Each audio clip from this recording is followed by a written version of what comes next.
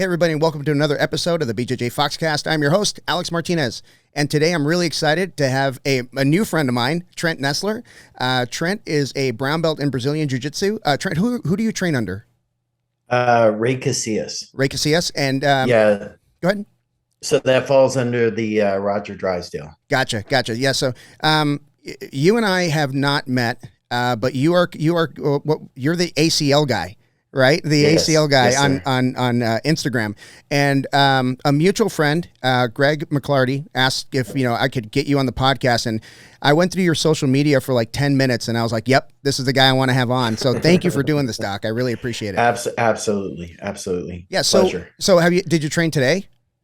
I did. Yeah. I'm training usually about 5 days a week. Okay. And really interesting piece, during COVID, right before COVID, I actually bought wrestling mats, and put them in my bonus room. Nice. And we had kind of COVID when our gyms got closed down. We had COVID gym at my house. Okay. So all the black belts were looking for a place to train, so they would come over to my house. Yeah. Interestingly enough, one of them came out one day and found out that the house across the street was for sale.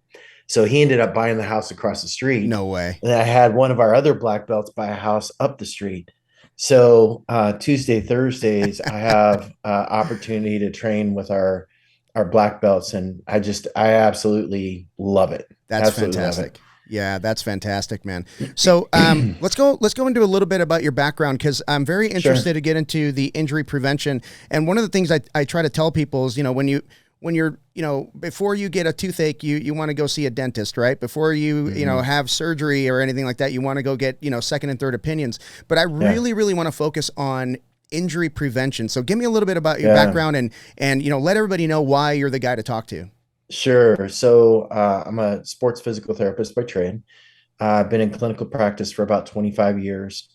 Very early on in my clinical practice, I began to see a lot of ACL injuries, youth athletic injuries, and I wanted to find a way to prevent these injuries.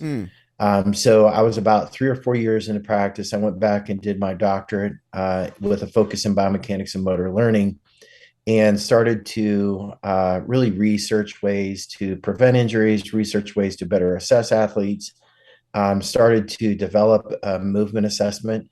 At that time, it was paper pencil. I then went to video analysis, then went to slow video analysis, further developed it into, for about 3 years, worked with Microsoft, trying to program the Xbox to do what I was trying to do with my eyeballs. And then in 2014, ended up partnering with a wearable sensor technology company out of Australia, and commercialized what is the first version is called the ViPerform AMI, or Athletic Movement Index, which was a commercial version of the assessment that I was performing. And what it allowed me to do is use wearable sensors on athletes to accurately, within 3% of the gold standard, to accurately assess their biomechanical risk factors, and then create exercise programming to improve those results. Wow. So the EMI was launched 2017. Fast forward to where we are today, we have about 450 systems across the U.S. It's used in the NBA, the NFL, NHL. We have systems across PT clinics, physicians' practices. It's slowly becoming the kind of the test to use for return to sport after ACL reconstruction. We've learned a lot. The system, the way the system collects data, is it actually collects 1,500 data points for every assessment we do. So it's quickly become the largest movement database in the world. We have about, at this point, we have about 90 million data points related to human movement, which from a mass data standpoint allows us to really find things that we didn't know even existed. Wow. And I'll share some of that as it relates to mixed martial arts. So we learned a lot from the data, and we learned some limitations of the technology. So in July of this year, we actually launched a new version called the ViMove AMI. which uses an even more accurate sensor. We're within 2% of the gold standard now. Goes from 1,500 data points to 3,500 data points.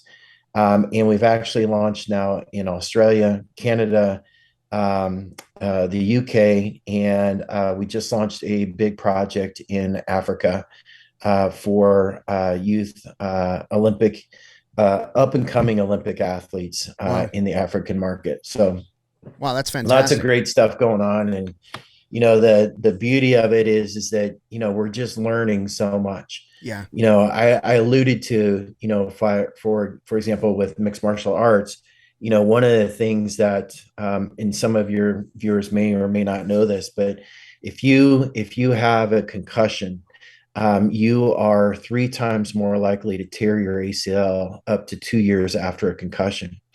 And so we know this from the research. It's been well documented in the research. The question has become like, why is that? Like, Yeah. why are you at this greater risk? And so we've been actually tracking concussion and movement. And one of the things that we've found is that when I'm going to give you an example. When you do a single leg squat after a concussion, your knee goes in towards midline at a much greater magnitude, at a much greater speed. Well, when your knee moves in towards midline in a single leg squat, we call that a dynamic valgus position, and it actually stresses the ACL a tremendous amount. The faster that happens, the greater the force is, and the more likely you are to tear your ACL.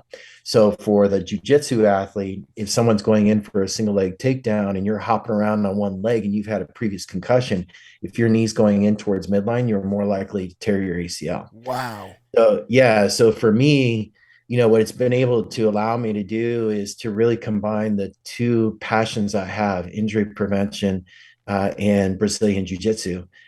Because now I can be able to take that knowledge and apply that to my mixed martial arts athletes, my Brazilian Jiu Jitsu athletes, to really try to help, prevent injuries. Yeah. A lot of people don't know this, but if you don't tap out and you pass out, the more you do that, the more concussive like symptoms you're going to have. And so the speculation is that then loss of consciousness from a choke will have similar responses neurologically as a concussion. You don't get the trauma of a concussion, but you get some of the similar neurological responses, which means that you're also going to affect your single leg activities, like someone taking you on a single leg and hopping around on that knee. So wow. Yeah. So, can you kind of describe what's happening to the body, like maybe chemically that would cause that? Maybe the ACL is something getting swollen. Yeah, there is a physiological response. There's a disruption of the neural pathways, both with a concussion and with loss of consciousness. Now, there's been a lot of research on concussion, a tremendous amount of research on concussion. The correlation to loss of consciousness is not quite known, the mechanism by which it works. The thought process is that it's very similar to that neurological disruption in the brain that happens when you cut off blood supply to the brain. Oh. So it's getting somewhat of a similar response.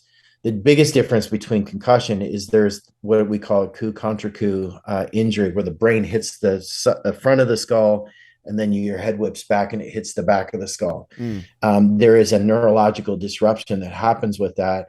There is some research that shows that the neurons are not firing at the same sequence. And the speculation is that with a loss of consciousness, repeated loss of consciousness, you're doing that same kind of impact. Wow.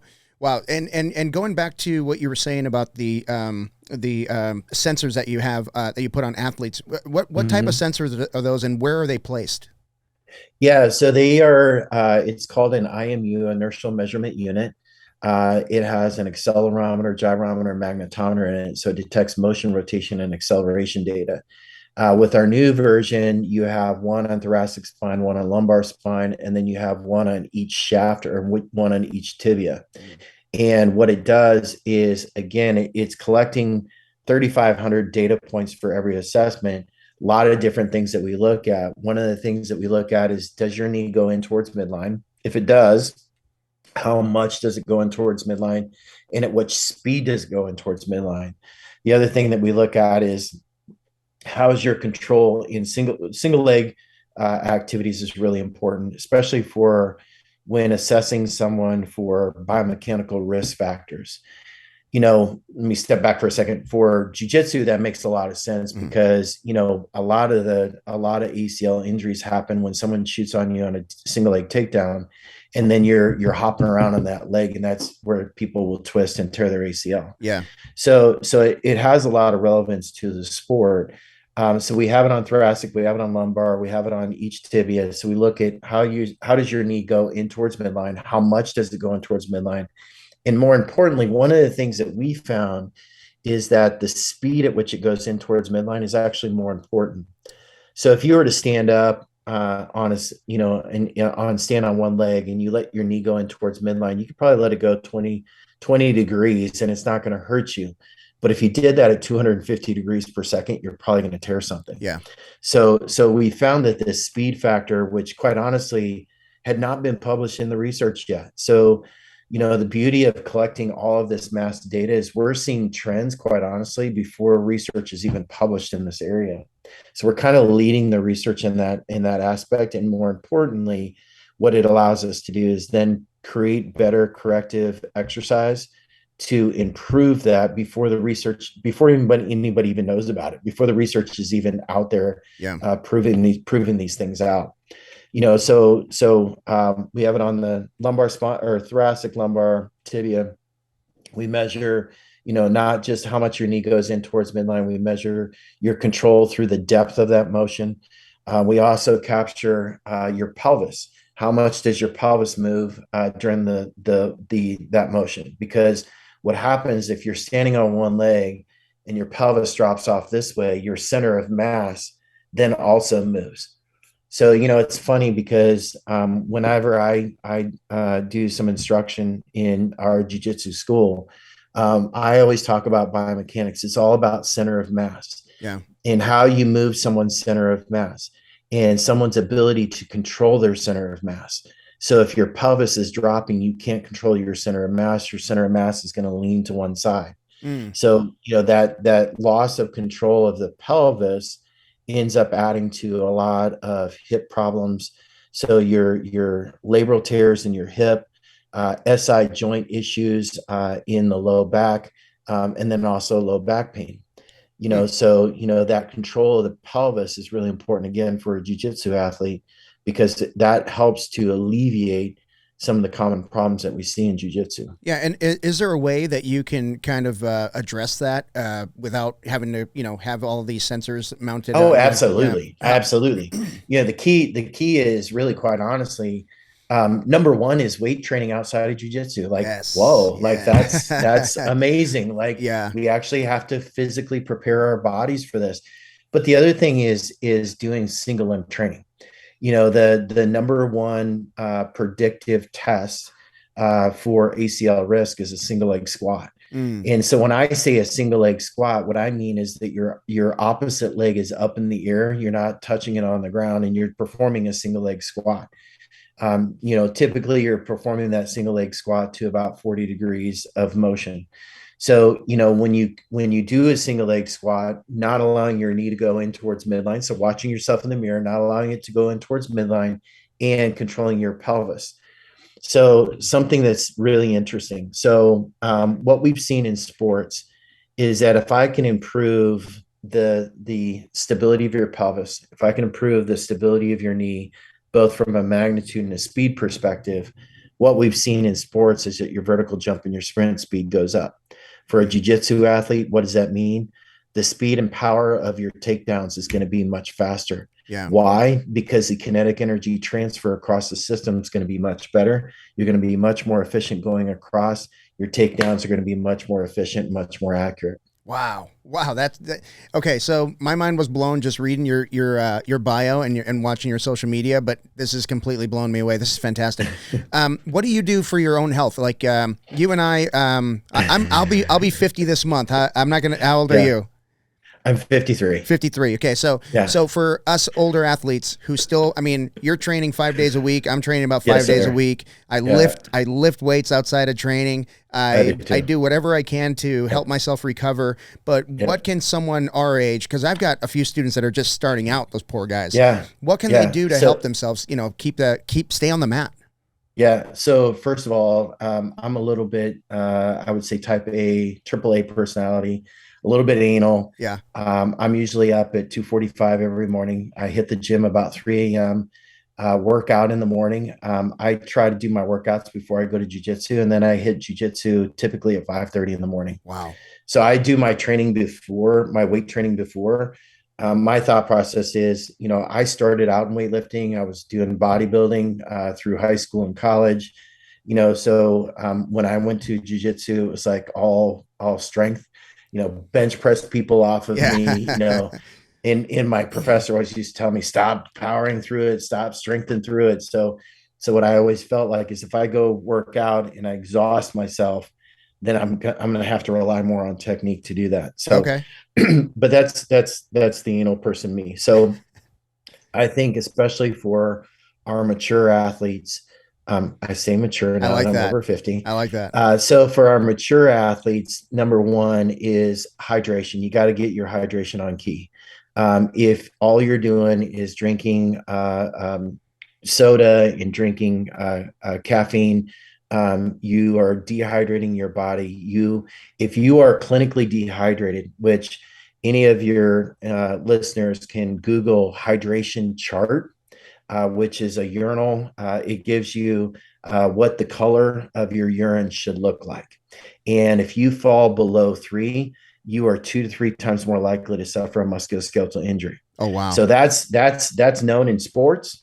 And, we can apply that to jiu-jitsu, especially as much as we sweat with the gi on. I don't know about you guys, but, our Friday morning, our professor is an old wrestling coach. So he goes in there and turns the temperature up to 80 degrees. I love it. And then we roll for an hour. Right. So, yeah. So, keeping that hydration super high, there's keeping your electrolytes high so you're not cramping, making sure that your nutrition is on par. Yeah. I think it becomes more and more critical, especially as we mature, because we do get dehydrated as we get older. Our skin, we feel it in our skin, we feel it in our hair. Unfortunately, it also happens in your spine, and that's a really common injury. It also happens in your soft tissues, so your muscles are less resilient. So you have to keep your hydration high to prevent those strain sprains. The other thing, then nutrition. In order for you to recover, you have to have the proper nutrition on board. That does not mean McDonald's. I did experiments when I was in college. My minor was in biochemistry. And me and one of my buddies went out and ate Sonic food. And then we did a blood draw on each other and spun it in a centrifuge.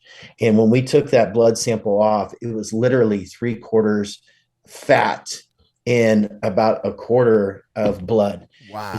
So what it did for me was an aha moment for me, because my nutrition was good, but it wasn't that great. But what it was for me was an aha moment of knowing that that's what's going through my blood, that's what's going through my body. And if my muscles need maximal oxygen and nutrients to recover, that's not going to do it. Yeah. So obviously eating good, having good nutrition, and you got to work on your mobility. You got to work on your mobility. You got to work on, I actually recently posted some eccentric exercises for people to go through. Some of the most common injuries that I see, especially for our white belts, are those adductor strains, because they're not used to holding people in guard, and then people are pushing down and breaking their guard, right? Yep. So that is a very different strength than doing it concentrically. So pulling your legs together is concentric. Pulling your legs against resistance apart is eccentric. So I have people do a lot of eccentric work. I have them work on their eccentric strength for adduction, so bring your legs together so they resist eccentrically pulling apart, and then also adduction. So adduction helps you with when you're doing your half guard and you have your knee shield up. So when you got your knee shield up, what is the person doing? They're pushing your knee down, yeah. right? You have to eccentrically resist that coming down. Adds to a lot of hip pain that I see in people. So, just being thoughtful about, what exercises we include in. It's not about doing max bench presses. It's not about doing max squats. It's about adding exercises to your routine that are going to help to offset injuries. Another perfect example, a lot of problems that I see, especially in our beginners, is elbow tendonitis, right? Yeah. Because they're not used to the grip strength. They're not used to gripping people all the time and having to hold on and eccentrically resist that, right? Mm-hmm. So there's some eccentric strengthening that you can do for that. The other thing that I do is I'll do like tricep extensions. I'll do some rows and things like that with a towel, or a collar of a gi, because what it does, it helps to work on your grip strength, but then I'll also work that from an eccentric fashion. Yeah. So let's back up just a second. I want to talk about hydration and nutrition, because those are near and dear. What do you recommend? And I like to talk to the athlete that's just getting into jiu-jitsu and is just learning all of this stuff. Maybe they came off the couch. Maybe they're an athlete back in the day, and they don't remember a lot of things. What's a good baseline for hydration? What do you recommend? Do you go just by color of urine, or do you kind of say the number one indicator of hydration is the odor and the color of your urine. Okay. And so, in the absence of asparagus and vitamin packs, the odor should be odorless, and the color should be, again, if they Google that hydration urine chart, should be 3 or a 1, 2, or 3. Got it. If you're below 3, each number you go below 3 adds on more and more risk, and it's putting you more dehydrated. Now, I read a study not probably 5 or 6 years ago that said that over 70% of Americans are clinically dehydrated. Wow. And that's, a lot of that has to do with the fact that so many people are drinking caffeine. So you got your coffee in the morning and then you got your sodas. People need to understand decaffeinated does not mean caffeine free. It just simply means you have 50% less caffeine than what's in a normal one, right? Yeah. So the recommended daily dose of caffeine is 420 milligrams per day. The average American's getting around 1,600 milligrams per day. Wow. So trying to cutting out your caffeine is going to give a lot of people a headache. But trying to cut back on your caffeine while at the same time increasing your water intake. Easiest way to do it: watch the color and odor of your urine and take water with you. Yeah. People make fun of me all the time, but I walk around with a gallon. I'm 53 years old. I've been walking around with a gallon jug for over 40 years. And I will say it's a, I'll show you. I can tell you. Nice. This is how much water I've had so far today, wow. And it kind of keeps me on task. Yeah. To know that for my body weight, I'm about 208 pounds, and I know for my body weight that I've got to drink at least a gallon a day. Yeah. Yeah. Yeah. And talking about the nutrition piece, that was the last piece of my puzzle. So I joke about this, but I joke about it because I got away with it because I came into jiu-jitsu. I had a background in triathlon. I really didn't do a whole lot of sports in high school. I was a swimmer in high school. I don't know if you consider that a sport, but I did. But I was a swimmer in high school, did some triathlon, not too long ago. And then when I got into jiu-jitsu, it was really, my military background was such that, I was a shipboard guy. So I just worked out on the ship. So, and I didn't really focus on nutrition, hydration, stuff like that. So I kind of carried those bad habits into jiu-jitsu. Yeah. So I can train hard. And for some reason, my body is built for this. So I haven't had any really significant injuries. I've had a couple, but So I went into it and train hard, train hard, train hard. And then I thought, well, maybe I should drink a little more water. So I kind of Yep. addressed that. And then I started working on mobility, then strength training. And then the Yep. last little piece was I hired a diet coach. And Yep. let me just tell you, that changed everything. Yep. Everything. Because, I mean, Absolutely. obviously the accountability piece is there, Yep. but really matching my macro count to my effort Yep. was huge. Can you talk about that a little bit and talk about the Yeah. importance? So, on the hydration side, studies show that 1% dehydration results in a 10% decrease in performance. Wow. 10%. Yeah. Now, I've not read any studies related to hydration or to nutrition related to performance, but I would quite honestly suspect that it's very similar to that. Yeah. Matter of fact, I would say it's probably even greater than that, because the human body is nothing but a bunch of walking chemical reactions. And if the proper fuel is not put into the system, then the system becomes slow and sluggish. Yeah. And there is nothing you can do for your performance in jiu-jitsu better than adding the nutritional component to it. Yeah. I'm a firm believer. There was a Bill Phillips back in the day. So I started weight training. I started weight training back in the mid 80s. So I was bodybuilding all the way through high school, bodybuilding all the way through college. So I started weight training at a very young age. And Bill Phillips put out a book, I want to say it was in the 90s, about how to fuel the engine as the engine goes, like a train, right? Yeah.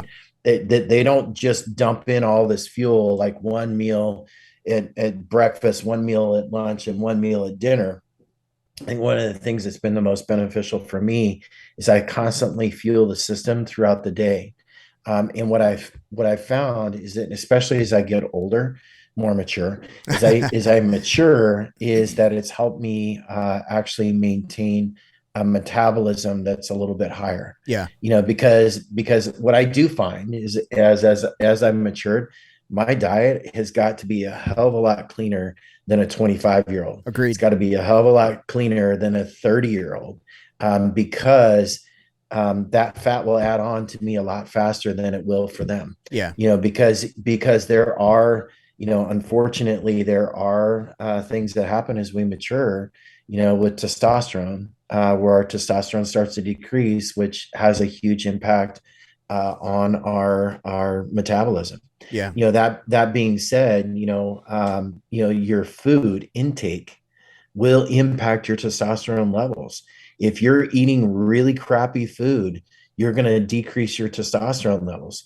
What does that mean? That means you're going to have less energy. It means you're going to sleep less. It means you're going to be more depressed. All of the things which impact jujitsu, right? Yeah. Like not sleeping, being depressed, not having energy, etc. Yeah. I think people don't realize the impact that nutrition has on the hormones that are being released in your body. Now, in along that line, and another topic that I always talk about, especially for our mature athletes, is getting your testosterone checked. Yeah. And especially if you are a active individual. Typically when they test your testosterone, they're comparing it to normal Americans. Right. And what I will tell you is that, as someone who's exercised his whole life, my testosterone is going to be a hell of a lot higher than the average American guy. Yep. And when I drop 50%, I may still be in that normal range. Yep. So what I found was a doctor who actually deals with athletes, who understands that, as someone who's exercised for 43 years, that when my testosterone drops, 50%, that's huge for me. Yeah. But I may still be in that normal range. So, getting the right doctor along those lines is really important. And I will tell you, I've worked with a couple of patients that I've talked to him about it, and it was a game changer for him, Yeah. life changer. Yeah. Because it affects every aspect, and if you're married, it affects every aspect. 100%. 100%. All the way across. Yeah, and I think along those lines, I love that you said how the diet affects testosterone and how testosterone affects a lot of your life, and I think for a lot of mature athletes that don't have your background, I don't think they realize that not only is testosterone a finite resource. If you're feeding yourself crap and you're not producing not even the minimum amount, it's going to affect everything. And let's forget about performance. Let's talk about recovery. If you can't recover, you're screwed. You're just absolutely screwed. Especially in this sport. Yeah. So talk a little bit about that. What does that look like for you as far as getting the hormones right, getting that checked by the right doctor. I love that you said that. And what about once you have that right and you're still feeling not quite right? I mean, I usually point to either hydration or recovery. Is that usually where you go? Yeah. So I actually use a lot of recovery tools. So I actually have a partnership with two Brazilian Jiu Jitsu black belts because I'm so adamant about injury prevention in Jiu Jitsu. We actually created a company called Combat Athlete Science Institute. And with Combat Athlete Science Institute, we've done a couple of different things. Number one is I've partnered with a company called Hyperice. And Hyperice is in the world of recovery. They are the number one company. It's the one the NBA, the NFL, the UFC, all the big professional sports have recovery rooms. And what I do is I use Normatec compressive sleeves as a part of my recovery. The reason I use Normatec compressive sleeves, studies show a 30-minute cycle in a Normatec compressive sleeve gives you the same physiological recovery as a 12-hour rest cycle. Wow. So there is a huge and pro teams know that. The other thing that pro teams know is that when you come off the field, if we put you into the recovery room and put you into the Normatec boots, and we do that for 30 minutes, we reduce our musculoskeletal injuries by 58%. Wow. So there is a huge reduction in musculoskeletal injuries because you're helping the system from a recovery standpoint. You're helping the system recover better. Yeah. So I'm sorry to interrupt you, but I got to ask you a question. What is the time period in which you have to get into those boots after strenuous activity? Is there can you be a couple of hours? Should it be within 30 minutes? Ideally, right after your session. If you don't have ideally right after your session, some is better than none. Yeah. So if you can't do that until the end of the day, that's okay. Because I will tell you, so I trained legs yesterday. I had a hard training session this morning. We had I want to say probably 4 6-minute rounds. My legs were trash. Yeah. I will be doing recovery tonight with my Normatec system. So that I'm not walking funny tomorrow.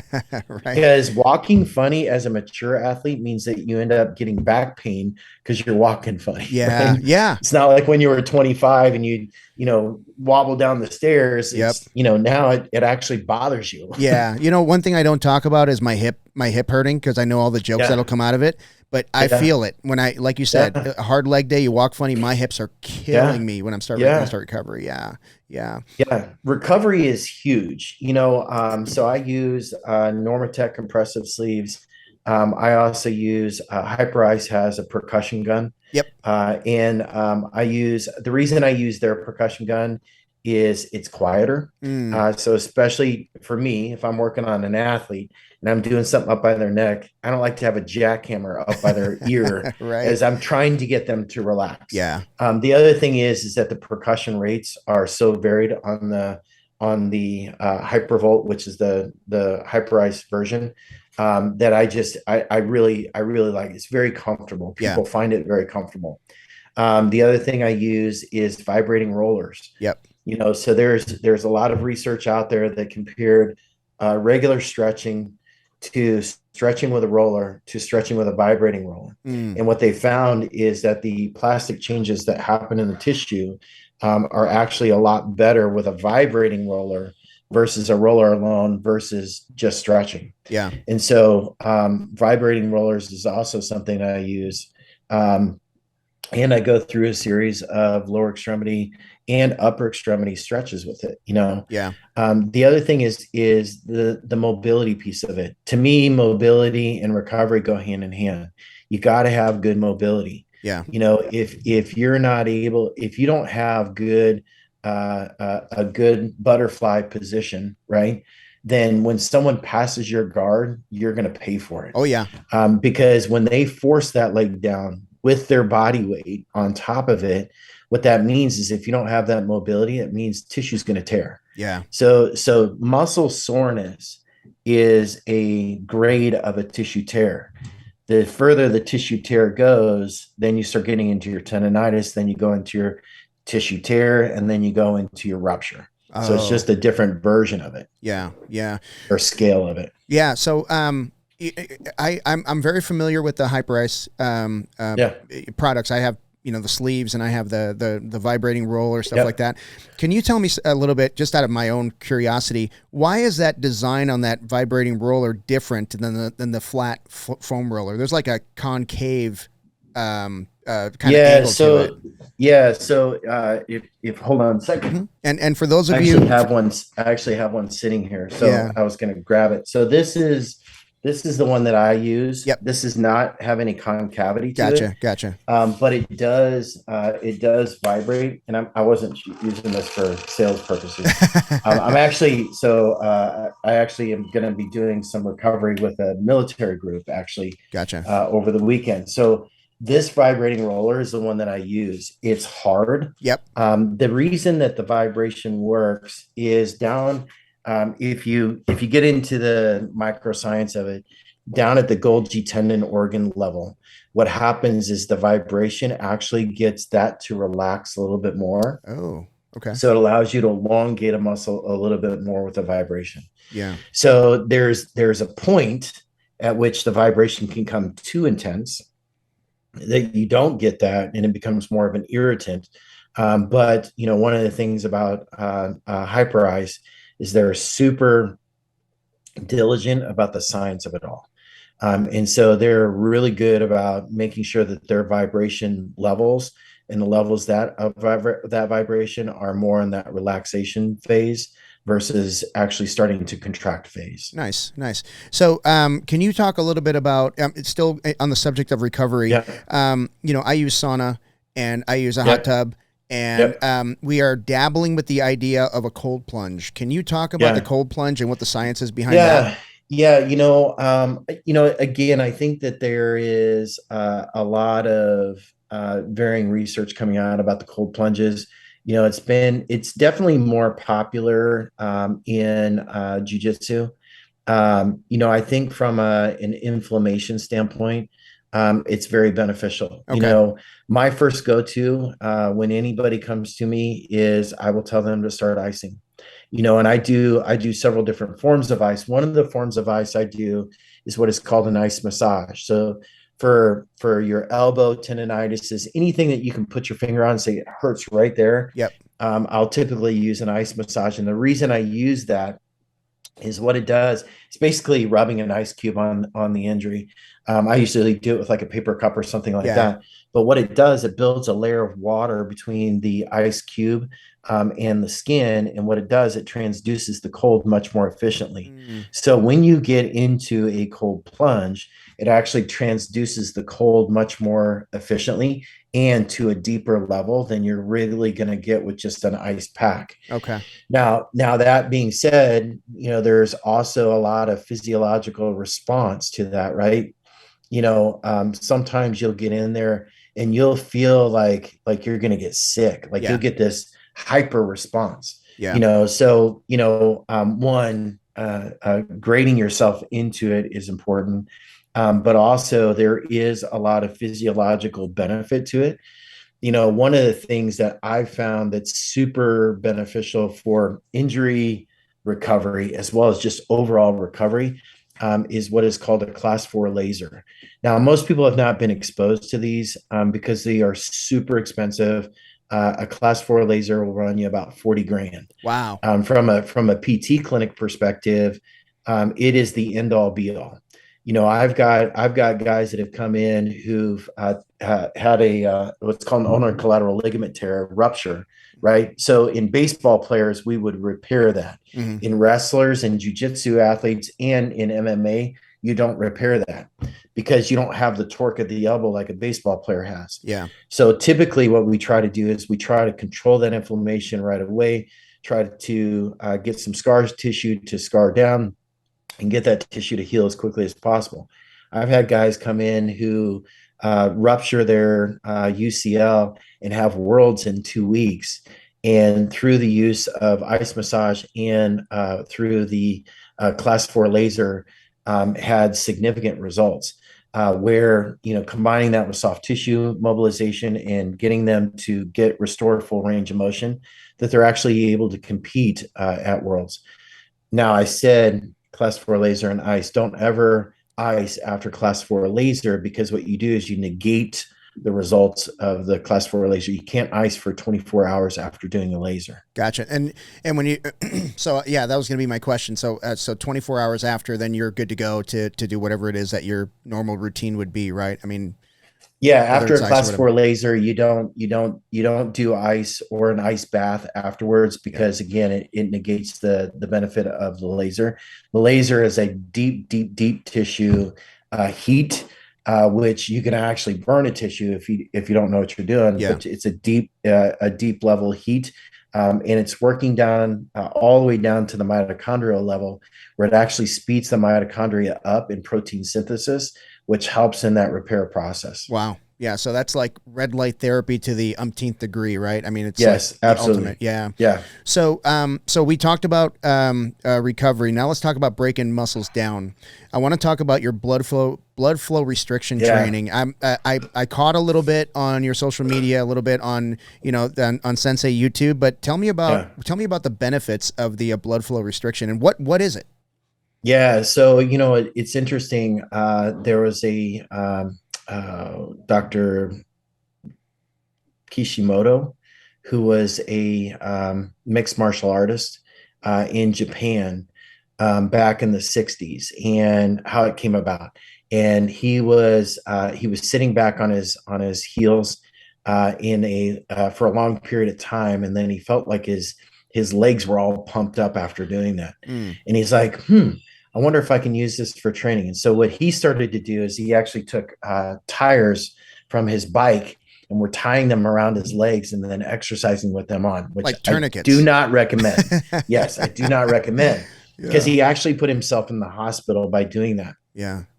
But then what he ended up doing is, over time, is he actually went on to do a PhD and actually developed the Kaiatsu method, which was first in the 60s, and was first used in the European bodybuilding realm. Wow. So, but this is back in the days of Arnold Schwarzenegger, Franco Columbu, like the big names, right? So he was actually using this with a lot of the big European bodybuilders, right? So, matter of fact, if you go back to like some of the old Muscle and Fitness, you'll see Arnold Schwarzenegger wrapping straps around his biceps and doing bicep curls. That was an early form of blood flow restriction training. Yeah. So, and everybody used to think, oh my God, they're these big muscle heads. What the hell do they know what they're doing, right? Yeah. Well, actually, there was something to that. It didn't really become well known until a PT who was working at the Center for the Intrepid started to use this with our combat veterans. And so he was using it as a way of helping our veterans, or helping our soldiers, get back to the battlefield faster. And what he was finding is that when he did it with his tactical athletes, is that these guys they were covering much faster. So that was Johnny Owens. He developed the Owens Recovery Unit, which is a Delphi unit, which was really kind of the first one that came to the U.S. market to really kind of bring blood flow restriction training to the forefront. Wow. Since then, there's been a plethora of different cuffs that are out there, methods that are out there, et cetera. So how does blood flow restriction training work? So if I put a cuff on my arm and I tighten it up, what happens is you don't tighten it up like a tourniquet until you fully occlude. You have a percentage of occlusion that you do. So I put this cuff on, and one of the things that we know from physiology is that an artery has muscle to it, a vein does not. So as I tighten up that cuff, what happens is I'm cutting off the vein, but I'm not cutting off the artery. Then what I'm doing is I'm exercising at a very low load. So I'm exercising at, let's say, 30 to 40% of one rep max. So take your maximal rep that you can do, and you only do 30 to 40% of that, which most of us who work out are typically around 70% of one rep max, typically when we work out, right? Yeah. So you're doing 30 to 40% of one rep max with this cuff on. So what's happening is as you're doing this very low load and you're exercising, blood's going into the muscle, but it's not leaving the muscle because you've compressed the vein. So as you're exercising, blood's going in. At some point, the muscle reaches its capacity. It can't take any more blood. So because it can't take any more blood, what ends up happening is the muscle is still exercising. It's pulling all the oxygen off of that blood that's there. And then eventually there's no more oxygen to pull off because there's no more new blood coming in. Yep. So what ends up happening is that at a very low load, you're creating complete muscle fatigue. When that complete muscle fatigue happens, what ends up happening is that you end up recruiting more motor units of the muscle, which means more of the full muscle is contracted.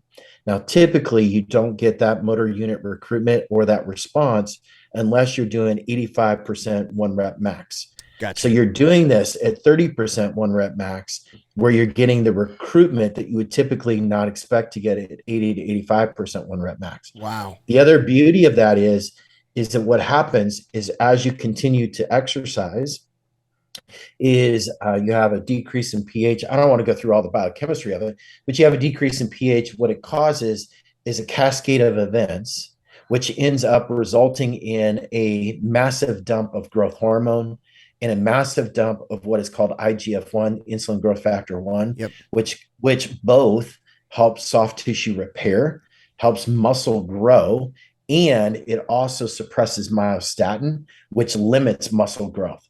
So typically the growth hormone release that you get is only typically seen as if you were lifting 85% of one rep max. Wow. So the beauty of it is you can lift very low loads and get the benefit of lifting heavy loads. Yeah.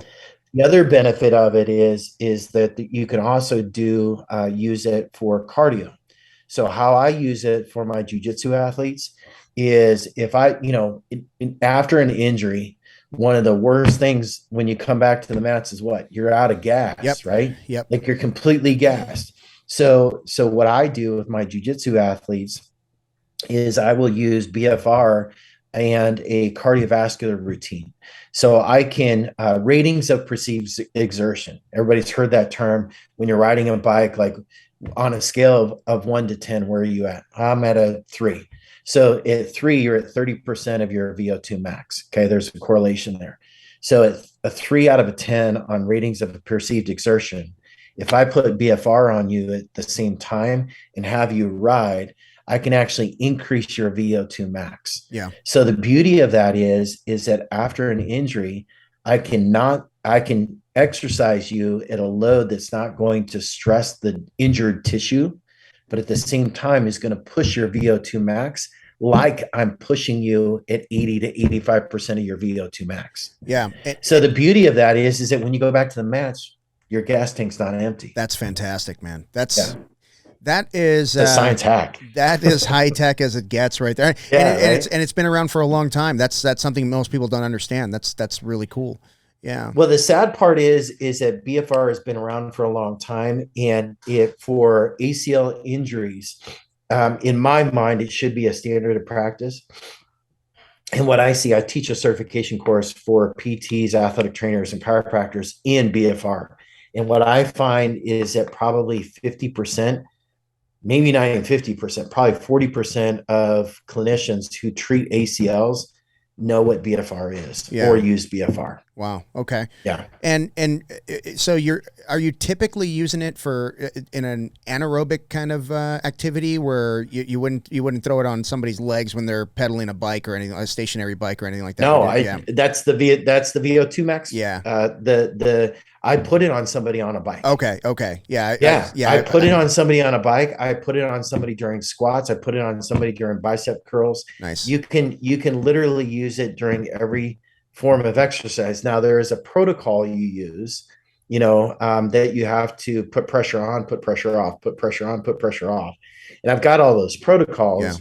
For your listeners that are interested, they can always, message me on Instagram. I'm happy to send you the protocols. That'd be great. But they're super simple to do. Okay. Yeah. And is there a specific brand or some type that you use that you would recommend to the listeners that want to get into this? Because I'm 100% in. Yeah. So at the Combat Athlete Science Institute on our website, we actually have BFR cuffs. The cuffs that I use are ones that do not fully occlude.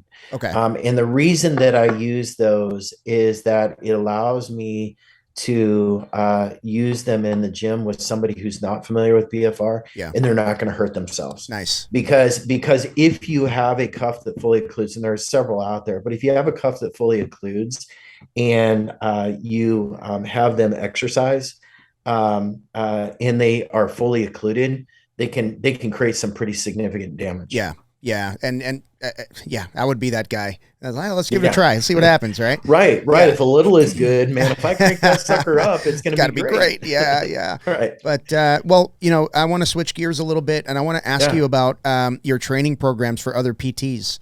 From what I understand, you have an extensive training program, and talk about that a little bit and how can PTs get a hold of you and go through your training?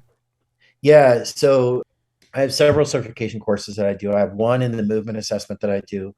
I have one in blood flow restriction training.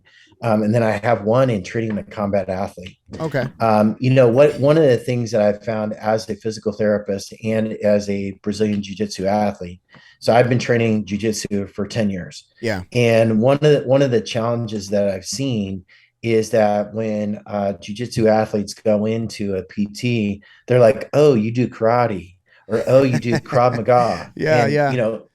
They have no idea of what the sport is, what submissions are, the level of dedication that it takes. Yeah. You're not going to just tell a jiu-jitsu athlete, well, just stop doing that. Yeah. That's never going to happen. That's going to work. Right. I actually have a quick story about that. I have a friend who's 56 years old. He started jiu-jitsu in his late 40s, mid-late 40s. And he's had, I don't even know, both shoulders done, both knees and an ankle done. And the doctor's like, why are you doing this? He can't stop. Like you said, once you have the passion, there's nothing that's going to stop you from getting back on that mat.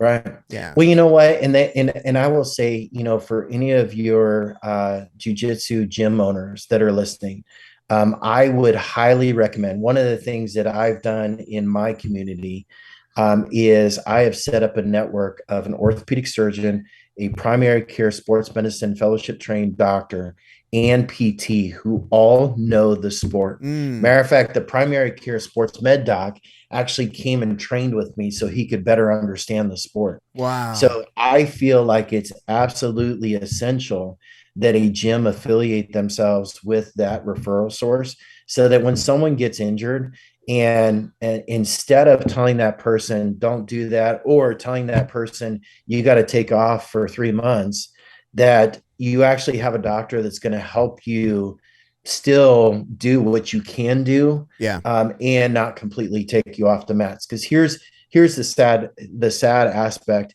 of the research. The research shows that if you're off the mat for 3 months, 60% will never return. Yeah. Yeah, that's actually a conversation. 60%.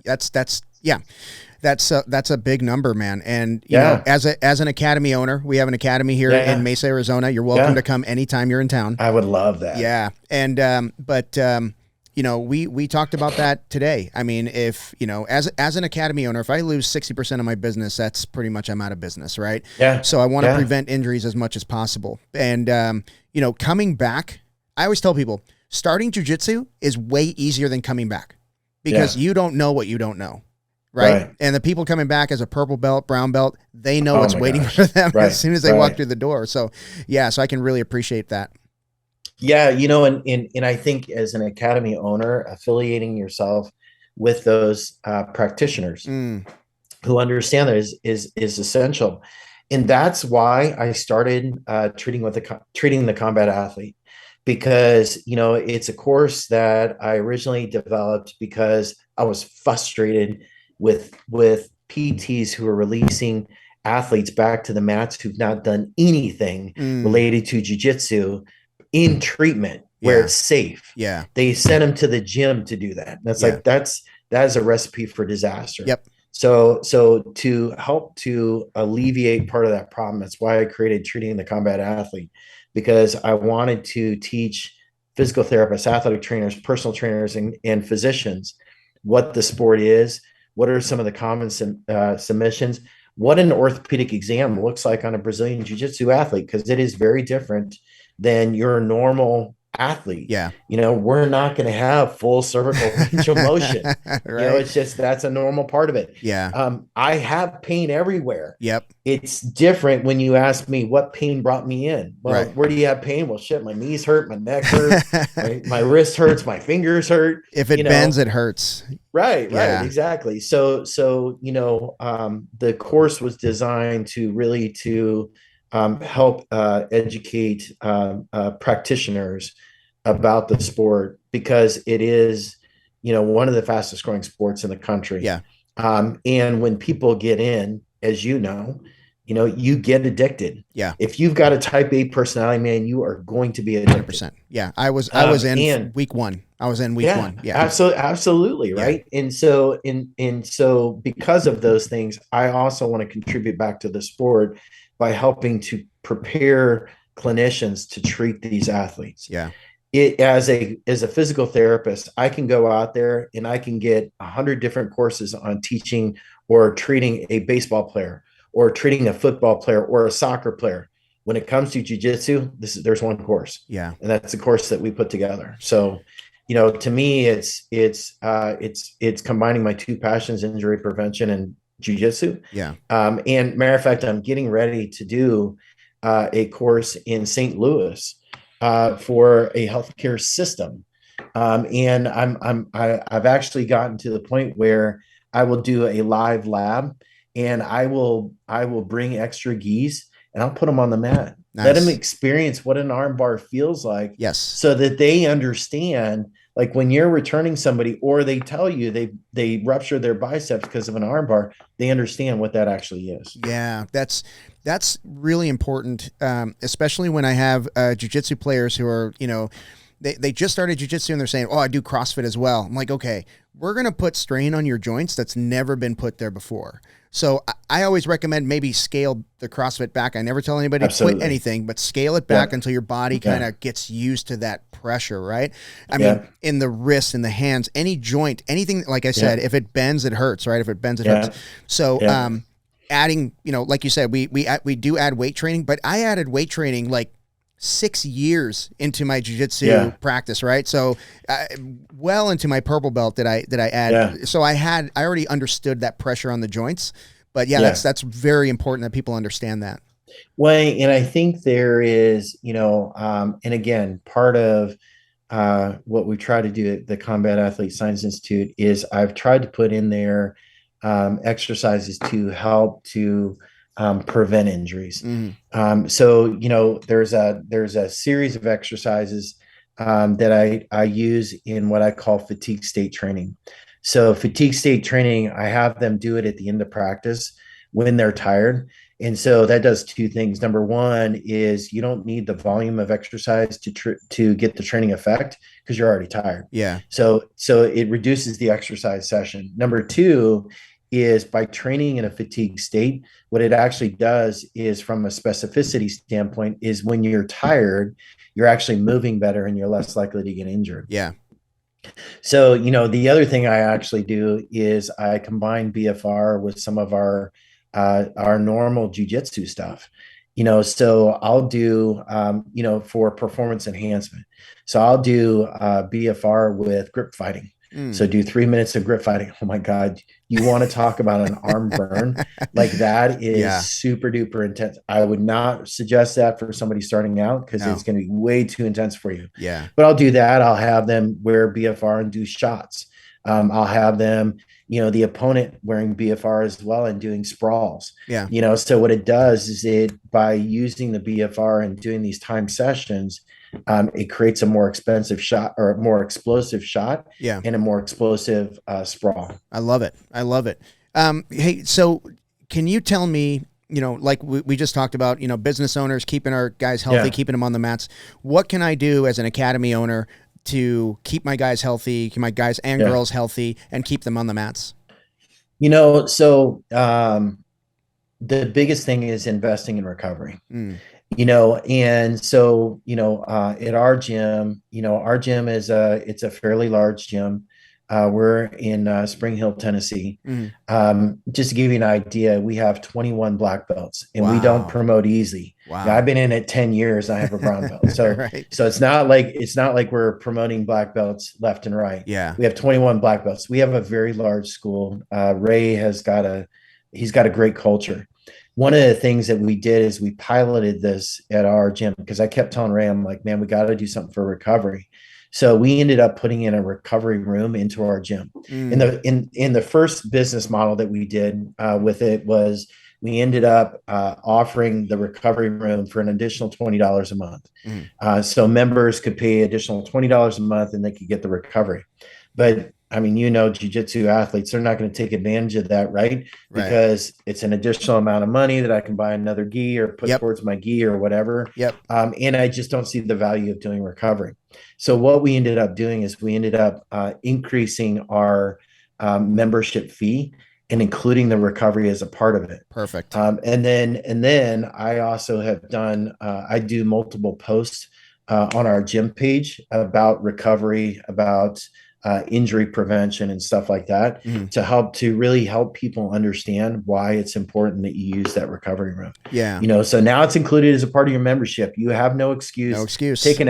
Take an extra 5 to 10 minutes. 5 or 10 minutes is better than nothing. Maybe you don't have 30 minutes to do a 30-minute cycle, but 5 or 10 minutes is better than nothing. So at least you're investing something on the recovery side. That's that, and you can't, the importance of the recovery cannot be overstated. I've been really prioritizing sleep as much as possible because my day is broken up. Currently, it's broken up into 3 sections. I have my morning session where I either teach or I train, and then I have my midday session, which is my day job, and then I have my evening session where I either teach or train or both, right? So I'm up, like, not as early as you are, but I'm up pretty early, but I don't get home, and I eat my last meal after 9 o'clock. So it's pretty late, right? So I'm trying to get as much sleep as possible. And so it barring, your ability to sleep 9 hours, getting that recovery done sometime throughout the day is insanely important. And what you said about the compression sleeves, that is a game changer, right? I mean, that is worth the investment. Yeah. Well, and I'll tell you, the other thing is if you get your hydration right, you get your nutrition right, you get your working out as well. You get all that stuff in line. You actually require less sleep. So I typically get about 6 hours of sleep a night. Wow. But what studies show is that the more physically fit you are, the more you have these things in tune, the quicker you fall into REM sleep, which REM sleep is when your body heals and repairs. And it used to be thought that, you can't make up sleep hours by sleeping in on the weekend. What studies have shown is that's not true. You can actually, if I sleep in, I don't wake up at 3 o'clock in the morning on Saturday and Sunday, but I do get up around 6. For me, that's an extra 3 hours. That's nice. And I can always tell, if I need some extra sleep, I'm actually going to take it. I take it now more than I've ever done before, because as a mature athlete, I know I'm going to pay for it if I don't. Yeah, absolutely. And, there are times like I try to somewhat shut it down after Master Worlds. I always tell people that's my Super Bowl. That's the only tournament I care about. Every tournament that I do throughout the year is just a workup to Master Worlds. But during that 30-day period where I do shut it down, I allow myself some indulgences that I wouldn't normally when I'm in training. But I know that if I overdo it, once I start ramping up for the next tournament, I am going to pay the price, right? So like you said, yes, I allow myself some indulgences, but I do keep within my macro base somewhat, right? Yep. You know, and there's that refeed period that I go through, and then I go right back into my diet. But if what did you call it? Not mature. You called it mature. Yeah, as a mature athlete, it is, if you're going to be on the mats, if you're going to train with people that are under 30 years old, you have got to get those things right. There is no way around it. Amen. Yeah. Amen. Well, listen, Doc, this was awesome. I would love to get you back on when you're in town. I'd like to sit across from you and do this again, because I'm going to implement a lot of the stuff that you talked about, and I'm going to push my students to do the same. And we do have a lot of masters in my gym, and this has been fantastic, man. Thank you for doing this. Absolutely. You know, I actually grew up in Phoenix. No way. I did. I grew up in Paradise Valley. Went to Shadow Mountain High School in Paradise Valley. Nice. Went to Northern Arizona University for college. Oh wow. Okay. Yeah. So I moved from Arizona in 2005. So matter of fact, I was just out there last week. I was in Flagstaff. I know. Huh? I was in Flagstaff this weekend. Oh, were you really? Yeah, my daughter got married. So that's Oh, that's awesome. Yeah. That's awesome. Yeah. So NAU, go Jacks. I like it. Yeah, absolutely. So I do make it out there. I would absolutely love that. I think that would be absolutely awesome. Yeah. Yeah. Please come in. I'll have you in the academy. You know, we'll get some rounds in. I'll try not to avoid you. And then, and then we'll do the podcast. But before you go, I want to make sure that people can find your information, because I did a lousy job introducing you. So could you share how we can find you? Yeah. So on Instagram, it's BJJPT_ACL guy. I'm also, our website it's a little bit long, CombatAthleteScienceInstitute.com. And we do have a lot of the recovery stuff on there. We do have BFR cuffs on there. There's a lot of education on there. I will tell you, for your listeners, matter of fact, I've already answered 3 today. People who reach out to me on Instagram, because they're either getting PT or it's a PT looking to treat a jiu-jitsu athlete. Don't hesitate to message me. It's my contribution to the sport. So I love to help people. And at the end of the day, the goal is to keep us all on the mat so we can keep doing what we love to do. Yeah, I love it. And Doc, thank you again. But hey, before you go, I have a series of lightning round questions that I ask every guest. There are no wrong answers, but some of these may not apply because we're a little bit more mature than others. All right, so first question. Name a game show you think you could actually win.